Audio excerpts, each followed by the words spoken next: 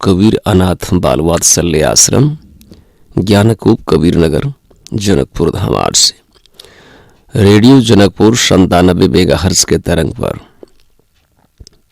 प्रत्येक सुबह आप सभी की सेवाओं में सदगुरु कबीर साहब का दृष्टिकोण, दर्शन और रास्ते जो उन्होंने अपनी जिंदगी में एक नई पहचान के साथ सभी को वितरण करने के लिए आतुर थे। क्या बताते हैं वो, क्या उनका संदेश था, यही एक जीवन का पहलू बन गई है और आप सभी के साथ निरंतर अन्य सभी बातों को छोड़ करके सीधा सत्संग में प्रवेश करना और आपके साथ सुबह में मुलाकात करना ही जीवन की एक तरंग है, एक शुभ मिलन है, शुभ अवसर है। सभी दृष्टिकोण से अपने आप को, स्वयं को पहचान कर सही रास्ते पे आना और ले आना ही एक अत्यंत मानवीय कार्य है। मैं चाहूँगा एक संदेश हर व्यक्ति को मिले। जैसे ढेर सारे दिशाएं में अपना शक्ति को व्यतीत कर रहे हैं, व्यय कर रहे हैं, फिजूल के खर्च है। फिजूल का खर्च सिर्फ ऐसा ही नहीं, ढेर सारी बात है जहां व्यक्ति जाने अनजाने में अपने सारे संपदा को नष्ट कर रहे हैं, सारे शक्ति को व्यतीत कर रहे हैं, व्यर्थ में फेंक रहे हैं और ये अवसर फिर से मिलने वाला नहीं है। ये अवसर ही नहीं मिलेगी और ये शुभ अवसर कहीं हाथ से बाहर न निकल जाए, फिर पछताने से कुछ भी नहीं होगा। इसी विषय पर निरंतर आपकी सेवा में हूँ और चाहूँगा सारे मित्र को इस बात का आभास हो जाए, क्योंकि ज़िंदगी क्षणभंगुर है और हम इसको सदा सदा के लिए बांध कर नहीं रख सकते। हमारे दिशा में, हमारे दृष्टिकोण में, हमारे दशा में ये ज़िंदगी नहीं है। ज़िंदगी तो हमारा है मगर हमारे साथ नहीं है। ज़िंदगी तो हम ही जीते हैं लेकिन हम अपना ढंग से नहीं जी पाते, किसी दूसरे इशारे में है। मैं चाहूँगा सारे ज़िंदगी के बाहरी इशारा बंद हो जाए और अपने आप अपना तरंग में तरंगित हो जाएं आप। बस यही सदगुरु कबीर का दृष्टि था। ऐसे तो ढेर सारे बात है ज़िंदगी का, हमें लूटने वाले कम नहीं, हमारे ज़िंदगी में विज्ञापन करने वाले कम नहीं है।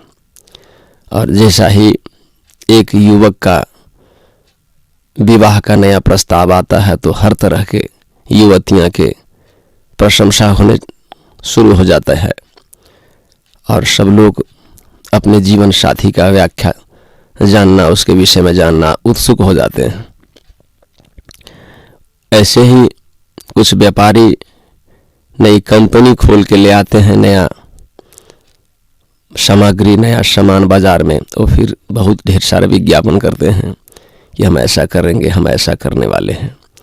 ऐसे ही धर्म की दुनिया में भी अपने अपने तर्क और अपने अपने सिद्धांत का व्याख्या करने वाले कम नहीं, और आपका जिंदगी उस सारे व्याख्या से परे है।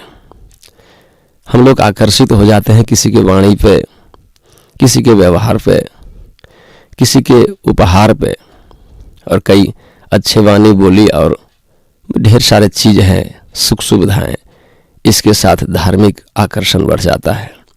अच्छे कपड़े, अच्छे व्यवस्था की तरफ लोग आकर्षित हो जाते हैं, लेकिन ज़िंदगी ऐसा नहीं है।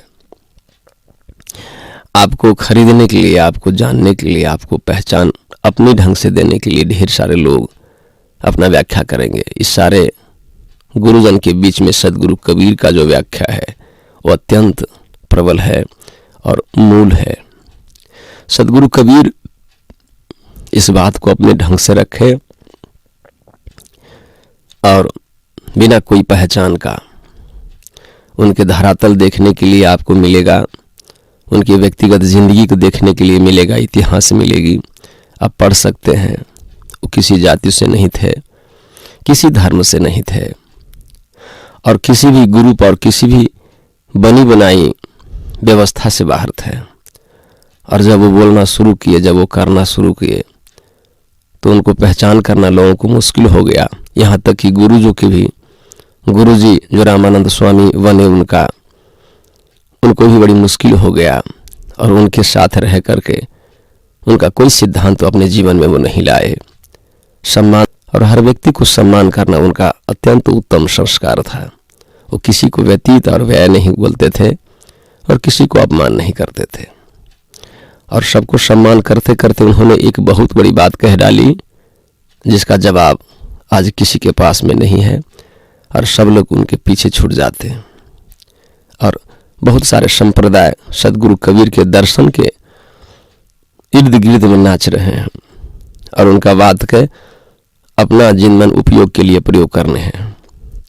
और बहुत ढेर सारा संप्रदाय आ गया है अभी धर्म के रूप पकड़ करके, और सब लोग कबीर साहब का साखी बोलते हैं, सदगुरु कबीर का साखी बोलते हैं, लेकिन कबीर का बात बोलते हैं, लेकिन अपने कंपनी के आधार में उनका बात सेल कर रहे हैं। उनका बात उनके तरह नहीं बोलते, उनका बात अपने तरह से बोलते हैं।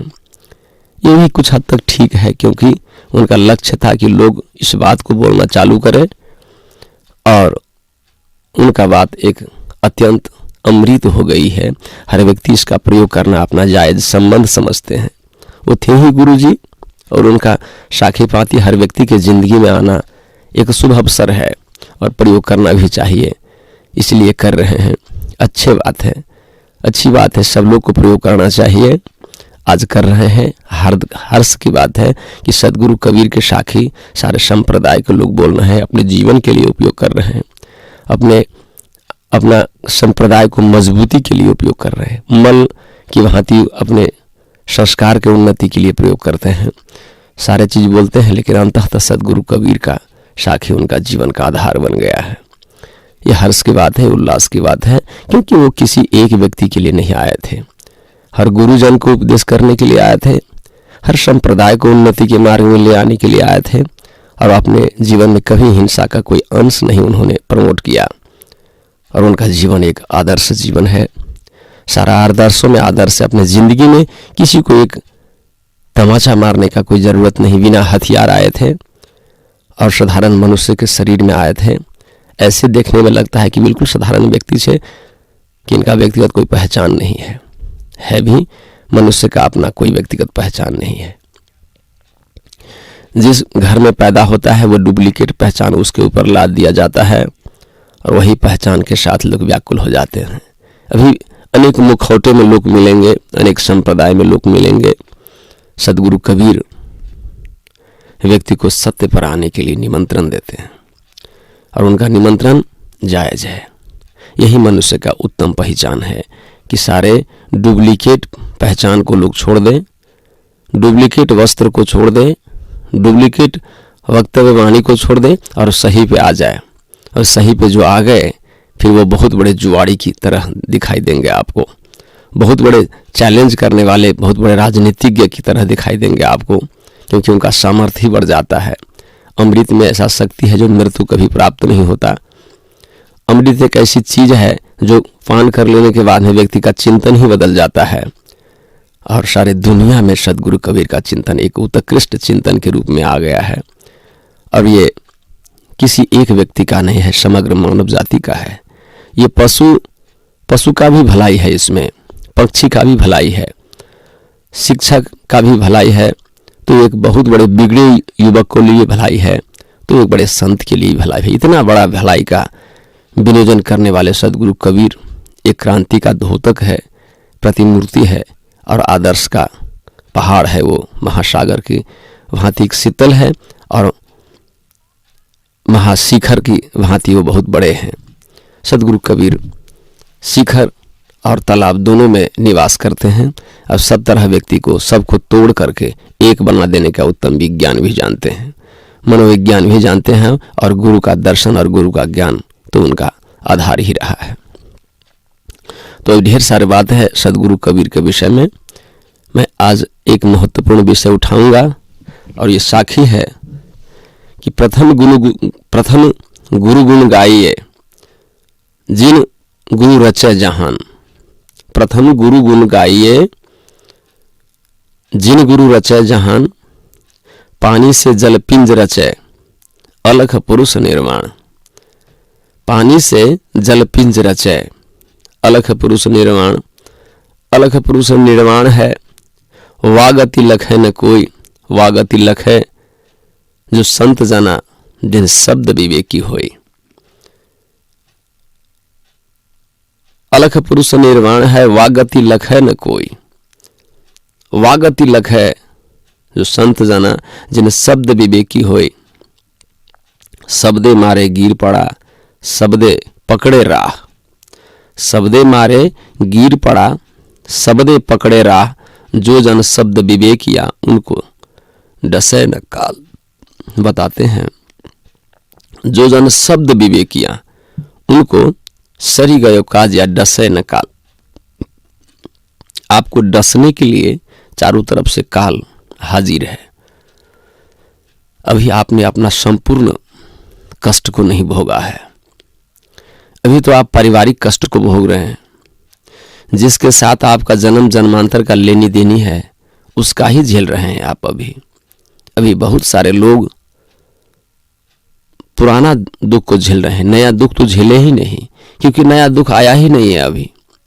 क्योंकि नया ढंग से आपने अपने आप को परिभाषित ही नहीं किया, नया पहचान बनाने का हिम्मत ही नहीं है। अभी तो पुराने दुख में है आप, पारिवारिक दुख में है। जो परिवार से आप आए हैं और वो परिवार जन का जो लेनी देनी है, उसका दुख झेल रहे हैं आप। अभी आपका अपना दुख कहाँ आया है? अभी परिवार का दुख बाकी है। परिवार का दुख आपको झेलना होगा। सारे दुनिया का सत्य जब बोलना संचालन करिएगा, सच बोलना प्रयास करिएगा, सच बोलने के लिए तो पागल का व्याख्या होना बाकी है आपकी जिंदगी में। अभी आप ठीक ढंग से पागल भी नहीं हुए, तो शिक्षा का बात तो बहुत दूर ही है। ठीक ढंग से तो आप मूर्ख भी नहीं बन पाए हैं। अभी मेरा निमंत्रण है तो मूर्ख के ही के लिए पहले कि आप एक मूर्ख व्यक्ति बनिए। क्योंकि जिस तरीका से आपका पहनाव है, जो तरीका से जो आपका आहार बना हुआ है, जो आप भोजन करते हैं, जो कपड़ा पहनते हैं, जिस संस्कृति को आपने स्वीकार किया, वो बहुत कमजोर है। जिस ढंग से जिंदगी जीने का आपने वर्षों में सीखा है, ये कमजोर है। अभी अब तो साहब जी का हिसाब बाकी है अभी आपके ऊपर, और अभी वो झेलना बाकी है। अगर आप झेलने के लिए लायक बनते हैं, अपने को उम्मीदवार बनाते हैं, तो पहले घर का उम्मीदवार बनाइए। घर में ही सत्य बोलने का एक सामर्थ्य पैदा कीजिए। इसके बाद एक बहुत बड़ी हो सकता है क्रांति हो जाए, संभव हो जाए आपके ज़िंदगी में एक क्रांति। क्योंकि ये जीवन मरने वाला है और मैं ज़िंदगी में कुछ रहने देना नहीं चाहता। मैं नहीं चाहता हूँ कि लोग अपने अवगुण के साथ मौत हो जाए आपका, और हमारा ज़िंदगी अवगुण के साथ मरे, ये मुझे पसंद नहीं, ये मुझे अच्छा नहीं लगता। क्योंकि जब ज़िंदगी जाने ही वाला है तो फिर इसको बचा के क्या करेंगे? और कोई नहीं बचा सकता ये ज़िंदगी का अवसर, और ऐसे भी ज़िंदगी में कुछ मिलने वाला नहीं है। तो फिर अवगुण के साथ अपने ढकोसला में जीना व्यर्थ ही होगा। लगेगा ये बात एक क्रांति की भांति, क्योंकि एक बहुत बड़ी चैलेंज की उद्घोषणा हो रही है। मगर ये आपका उद्घोषणा है, क्योंकि आपने जिंदगी में बहुत बड़ा अवगुण को अब तक अवसर दिया है। आपने पुरुषार्थ दिखाया नहीं अब तक, और पुरुषार्थ आपके अंदर जो गरिमा बन के बैठी है, पहचान बन के बैठा है, उसको डुप्लीकेट पहचान बनाया है आपने। आपका भाषा शुद्ध नहीं है अब तक, आपका हृदय शुद्ध नहीं है, आपका भोजन शुद्ध नहीं है, आपका चिंतन शुद्ध नहीं है, आप अपने औकात पे नहीं आए हैं। इसीलिए सब लोग ने आपको लूटने का प्रयास किया है और लुटाते चले जा रहे हैं। जन्म जन्मांतर से कई व्यक्ति ने आपको लूटा, कई तरह का व्यक्ति ने आपके ऊपर अपमानित किया। इतना ढेर सारा गुरु जी आपकी ज़िंदगी में है जो आपको कुछ सिखा नहीं सकते, और उनके निर्देशन में जीना आपका मजबूरी है। कई ऐसे जगह दस्तखत करना बांधता है आपका, जहां आप नहीं चाहते फिर भी दस्तखत करते हैं, करते चले आ रहे हैं। इससे आपका संस्कार कमजोर पड़ रहा है। आपका ज्ञान का बीज फूटा नहीं, आपने अपने आप को अवसर दिया नहीं, और आपका अवसर कोई और ले जाते हैं। वोट के नाम पे, ज्ञान के नाम पे, विज्ञान के नाम पे, शिक्षा के नाम पे, धर्म के नाम पे आदि इत्यादि ढेर सारा है प्रस्ताव आपके इर्द गिर्द, जिस पे दस्तखत करना बाकी है। कई तो दस्तखत कर चुके हैं और कई करना बाकी है। मैं जिंदगी के साथ कोई समझौता नहीं करना चाहता, क्योंकि सारे दस्तखत के बावजूद भी जिंदगी की एक अलग पहचान है। और सदगुरु कबीर ने कहा कि प्रथम गुरु गुण गाइए। प्रथम में गुरु एक गुण का चर्चा करते हैं और वो कहीं अवगुण का चर्चा नहीं करते। और ढेर सारा अवगुण को चर्चा हो रहा है, समाज में स्वार्थ की चर्चा हो रही है, परिवार में स्वार्थ की चर्चा है, बाजार में स्वार्थ की चर्चा है, राजनीति में स्वार्थ की चर्चा है, व्यवसाय में स्वार्थ की चर्चा है। मगर यहाँ सदगुरु कबीर बतलाते हैं कि प्रथम गुरु गुण गाइए, जिन गुरु रचे जहान, जो सारा जहान को रचने वाले हैं, उनका स्वार्थ का कोई चर्चा नहीं करता। और वो आप उनका सीधा पुत्र हैं, आप उनसे जुड़े हुए हैं। कहीं और आपका दस्तखत हो रही है, आपका मजबूरी कहीं और है, जिंदगी कहीं और है और मजबूरी कहीं और है। आप देखते हैं कई बात को आप स्वीकार नहीं करते हैं। आपका अंतस्करण समझता है कि फलाने व्यक्ति ने हमको लूटने का प्रयास किया, और कई बार लुटाते भी हैं। होते होते कभी ऐसा हो जाता है कि आदमी लूटने का संस्कार में आ जाता है। वो देखता है अपने नज़र से कि अपने संपदा को कोई और ले जा रहा है, लेकिन रोकने का सामर्थ्य नहीं है उसके अंदर ऐसा शक्ति नहीं है कि रोक पाए अपने आप को। इसलिए आदमी बहुत कमज़ोर नज़र आता है। इसलिए व्यक्ति छोटे छोटे व्यक्ति से हार जाते हैं, छोटे छोटे मुकदमे हार जाते हैं, छोटे छोटे चैलेंज में पीछे हट जाते हैं। इसलिए खराब व्यक्ति का दबाव है समाज के ऊपर। और मैं खराब किसी की भी नहीं कहना चाहता, मैं गुणवंत को ही अपमान करना चाहूँगा, उसको ही बदनाम करना चाहूँगा।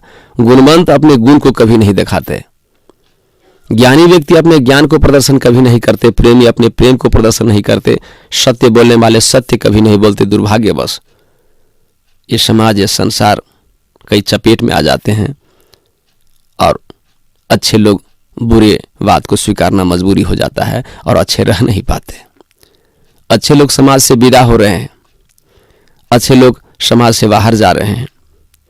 ऐसे ही कुछ संत हैं जो जंगल जा रहे हैं, ऐसे ही कुछ संत हैं जो लिबास में, कपड़े में, मकान में अपने ढंग से कमजोर व्याख्या, उसमें दम नहीं है, उसमें तरंग नहीं है, उसमें क्रांति नहीं, उसमें सेवा नहीं है, लेकिन सेवा के मुखौटा में रहना मजबूरी हो गया है। मैं ऐसा संत को, ऐसे प्रेमियों को चाहूँगा कि आपने दम पर टिके, अहंकार को गिरा करके एक सत्य की भांति आप एक अटल पहाड़ के भांति खड़ा हो। क्योंकि ये अवसर किसी फ्रेम में टिकने वाला नहीं है।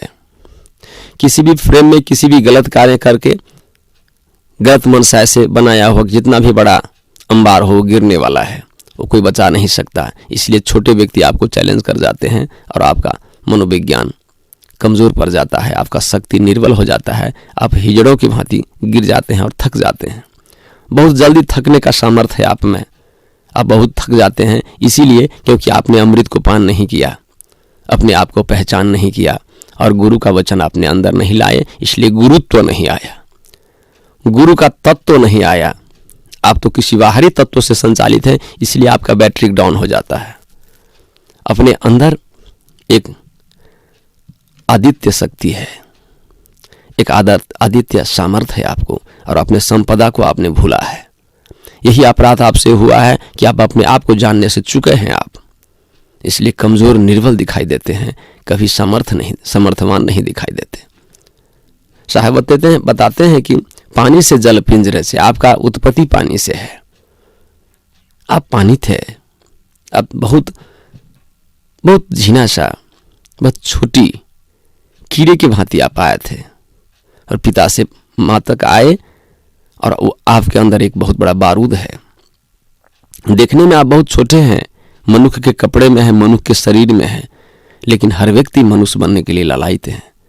मनुष्य सर्वोत्कृष्ट प्राणी है, लेकिन वो अपना व्याख्या छोड़ देगा, अपना पहचान छोड़ देगा, अपना औचित्य छोड़ देगा, अपना सामर्थ्य को छोड़ देगा, फिर निर्बल जिंदगी जीना मजबूरी होगा उनका, और उनका दूसरे पहचान में नाच करना होगा उसको, और वो नटुआ की भांति नाचेंगे। जगह जगह उनका नाच होगा, सिर्फ नाच का फोटो होगा, उनका वास्तविक फोटो नहीं होगा। आप देखते हैं कोई राजा बन जाते हैं, कोई फकीर बन जाते हैं, ऐसे राजा रंग फकीर बन के लोग फोटो खिंचाते हैं। क्या आप यही हैं? अब कभी फोटो नहीं हो सकते, क्योंकि फोटो शरीर का है, अंतस्करण का फोटो कभी नहीं होता। क्योंकि ऐसा कैमरा में शक्ति नहीं कि व्यक्ति का फोटो खींचे, वो तो सिर्फ बाहरी फोटो है और उसका बहुत बड़ा दुकान चलता है। लोग उस चेहरा को निहार करके दाम लगाते हैं और आप बिक्री के सामान की भांति आपका बिक्री होता जा रहा है। आप खरीद बिक्री के चपेट में हैं। सदगुरु कबीर आपका मूल का डोला देना चाहते हैं, मूल से व्याख्या करना चाहते हैं कि आप पानी से जल पिंज रचे, पानी से जल पिंज रचे, अलख पुरुष निर्माण। एक अलख पुरुष है आपके अंदर और आपको सहारा देने के लिए है आपके पास, आपके नजदीक में, आपके इर्द गिर्द में। आपने इस बात को कभी भले भांति समझने का प्रयास नहीं किया। पता ही नहीं चलता है कि कौन आपको सहारा दे रहा है। कोई व्याकुल है दूर का निमंत्रण लेकर के, लेकिन आप छोटे निमंत्रण पे व्यस्त हैं। अपने कर्म को मौका नहीं देते और कुकर्म के कारण से संबोधित नहीं, आप दुर्गति का जिंदगी जीने के लिए मजबूर हैं। मैं निमंत्रणा देता हूं कि आप अपने पहचान के लिए खड़े हो जाएं, ढेर सारे अवगुण को फेंक डालें और फिर मनुष्य बनने के लिए तैयार हो जाएं। अगर आप तैयार होने के लिए राजी हैं तो फिर क्रांति कोई नहीं रोक सकता आपको बिगाड़ने। अगर आप जग रहे हैं घर में तो फिर चोर आपको लूटने वाला नहीं है, वो लूट नहीं सकता। वो बड़े हथियार लेकर आएंगे लेकिन वो अवैध हैं। हथियार उनके पास है लेकिन अवैध है। कोई किसी को लूट नहीं सकता क्योंकि ये जिंदगी बहुत बड़ा अवसर है। जो लूटने का प्रयास करेगा वो खुद को एक बहुत बड़ा षड्यंत्र के भीतर जा सकता है, लेकिन आप सोए रहेंगे तो लूट ही लेगा। आपको जागना होगा, आपको उठना होगा, आपको उद्घोषणा करना होगा, चिल्लाना होगा, चीखना होगा कि हमें लूटने वाले लूट रहे हैं। अपना प्रस्ताव को सुनाना होगा, अपना पीड़ा को रखना होगा और सही बोलने के लिए आप में सामर्थ्य आना होगा। अगर सही बोलना चालू करिएगा, इसके बाद ही चोर भागेंगे। हल्ला होगा, इसके बाद ही चोर भागेंगे। अगर अपने घर में आप सोते हैं अच्छा महल में भीतर से कील बंद करके, तो फिर आपको लूटने से कोई नहीं रोका, क्योंकि आपका अंतस्करण में ही चोर बैठा है। एक चोर बाहर है और एक ढेर सारा चोर आपके अंदर इंद्रिय के रूप में है, और वो इंद्रिय भी लूटता है। परिवारजन लूटता है, मित्र लूटता है, फिर बाद में एकांत में होते हैं तो आपका मन आपको लूटता है। मन भी चोर है और मन तो बहुत बड़ा चोर है। और मन को शुद्ध करने के लिए, ठीक करने के लिए बहुत बड़ा डॉक्टर का जरूरत है, वो है गुरुजी।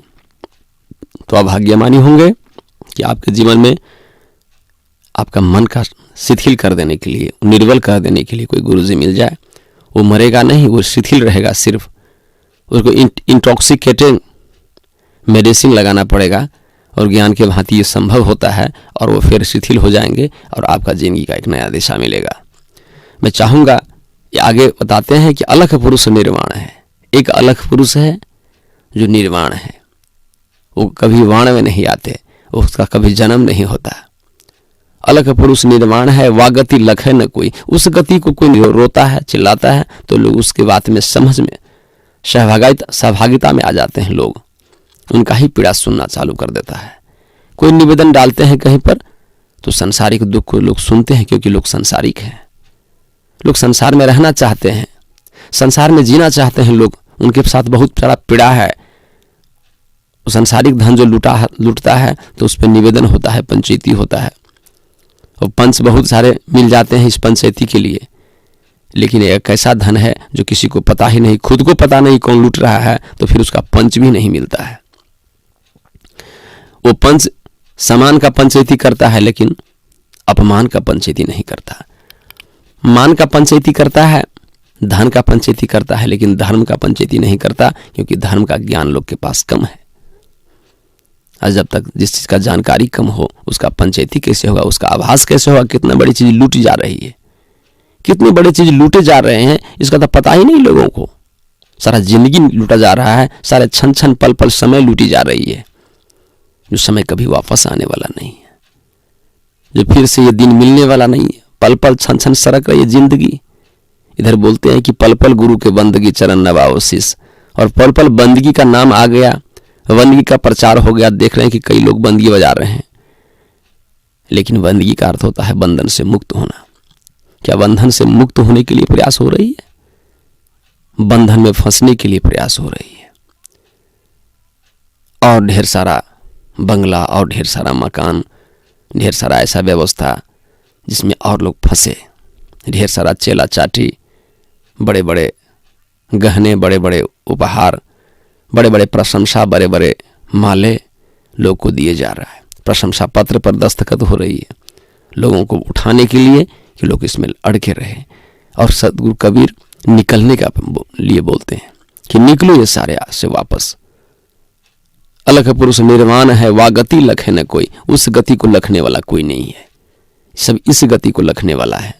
सांसारिक गति को सब लखते हैं, इसीलिए बहुत सारे लोग चुनाव में खड़े होते हैं, बहुत सारे लोग पंच मिलते हैं, बहुत सारे सेवा में लगे हैं, दिखावा के सेवा में। मूल सेवा में लोग नहीं है, वो अपना हिसाब से सेवा में लगते हैं। लगता है कि कई ढंग का सेवा हो रहा है, मगर मूल सेवा नहीं है, वो मूल बाकी है अभी।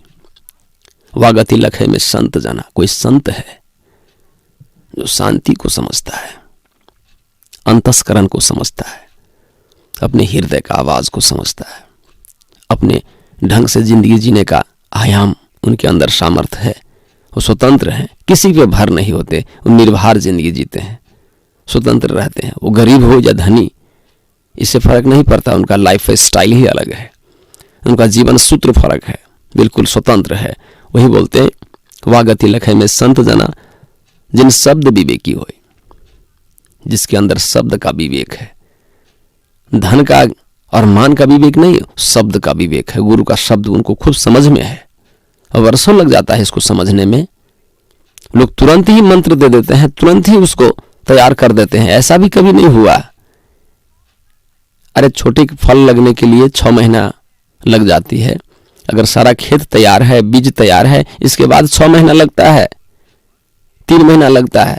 अभी तो ऐसे लोग आए कि तुरंत ही उसको माला कंठी दे करके ठीक कर देते हैं, बोलते हैं कि वाह सारा काम हो गया। ऐसे कैसे होगा? जन्म जन्म का दुख निवारने के लिए तो वर्षों लगेगा।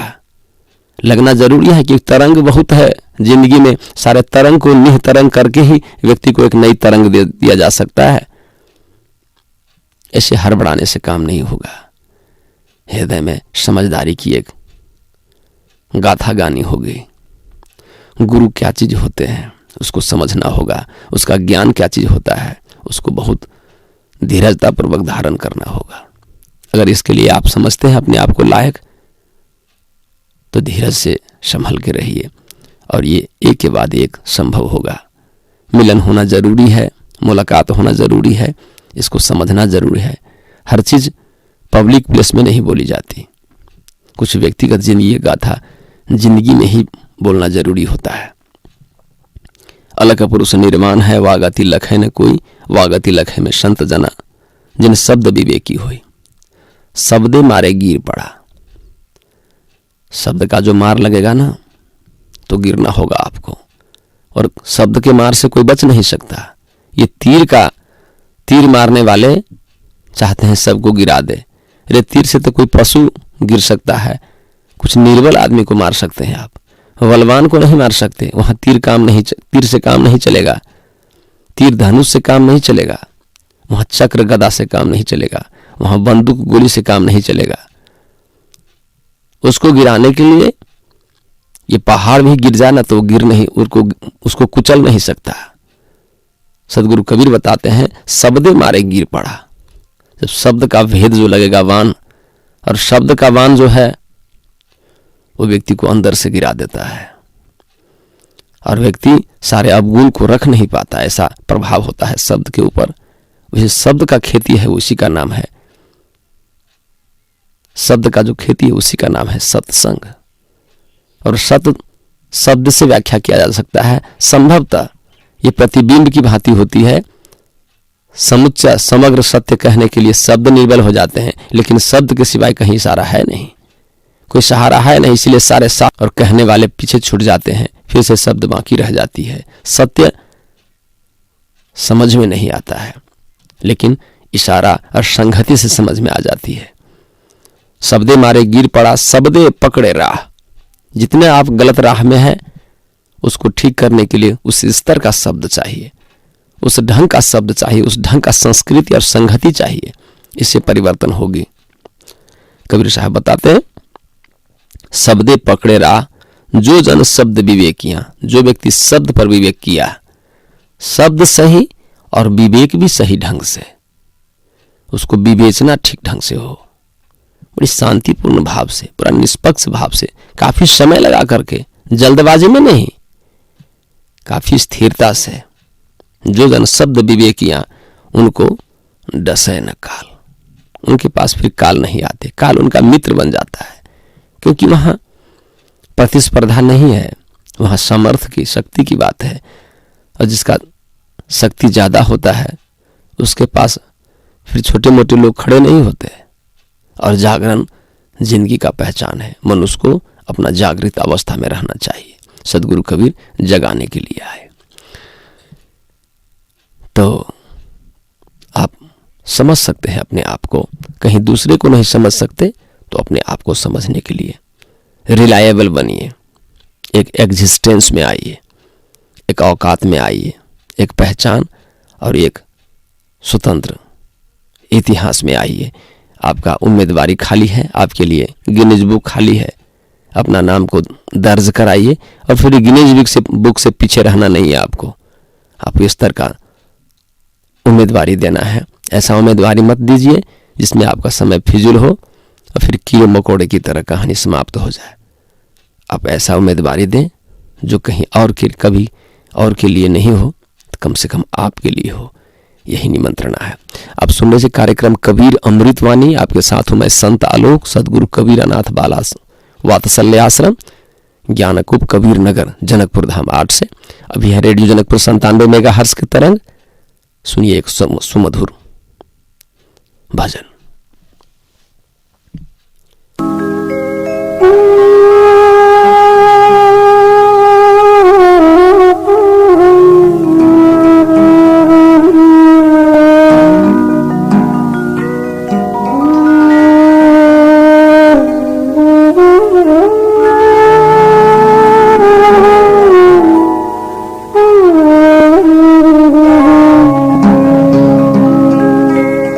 कबीरा खड़ा बाजार में, मांगे सबकी खैर,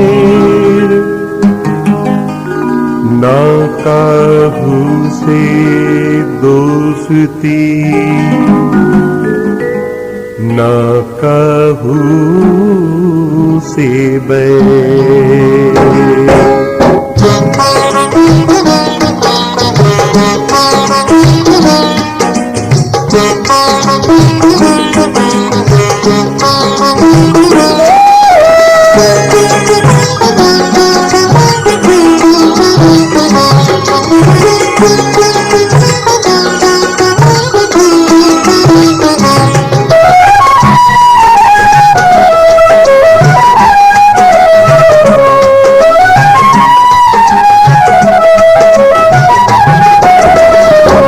मन लागो मेरो यार फकीरी में, मन लागो मेरो यार फकीरी में, मन लागो मेरो यार फकीरी में, मन लागो मेरो यार फकीरी में।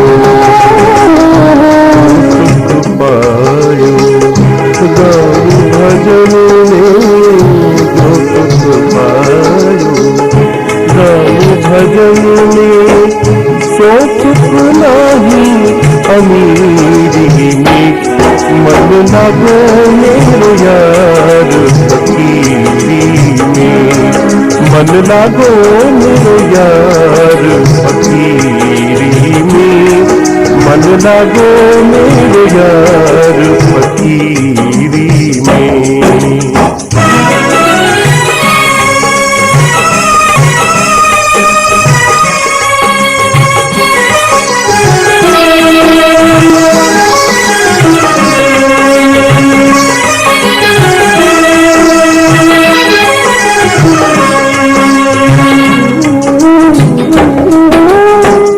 भला बुरा सबकी सुन लीजिए, भला बुरा सबकी सुन लीजिए, गुजरान गरीबी में, कर गुजरान गरीबी में, प्रेम नगर में रहनी हमारी, प्रेम नगर में रहनी हमारी, भली बन आई सबूरी और फकीरी में, मन लागो मेरे यार फकीरी में, मन लागो मेरे यार फकीरी में, मन लागो मेरे यार फकीरी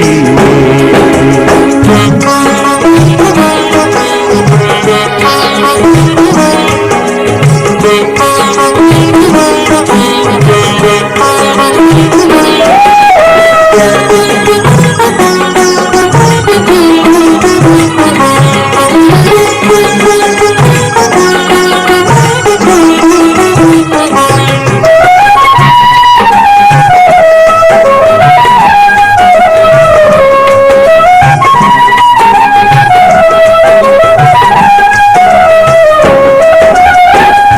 हाथ में कुंडी बगल में पोता, हाथ में कुंडी बगल में पोता, चारों दिशा जगीरी में, चारों दिशा जगीरी में, आखिर ये तन हाथ मिलेगा, आखिर ये तन हाथ मिलेगा, कहाँ फिरत मजबूरी में, मन लगो मेरे यार फकीरी में, मन लगो मेरे यार फकीरी में, मन लगो मेरे यार फकीरी में, मन लगो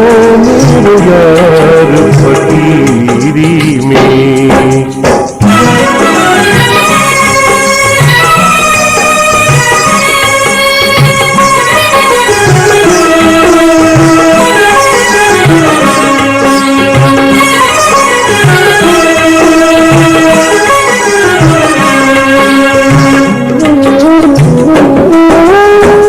कहत कबीर सुनो भाई साधु, कहत कबीर सुनो भाई साधु, साहिब मिले सबूरी में, साहिब मिले सबूरी में, कहत कबीर सुनो भाई साधु।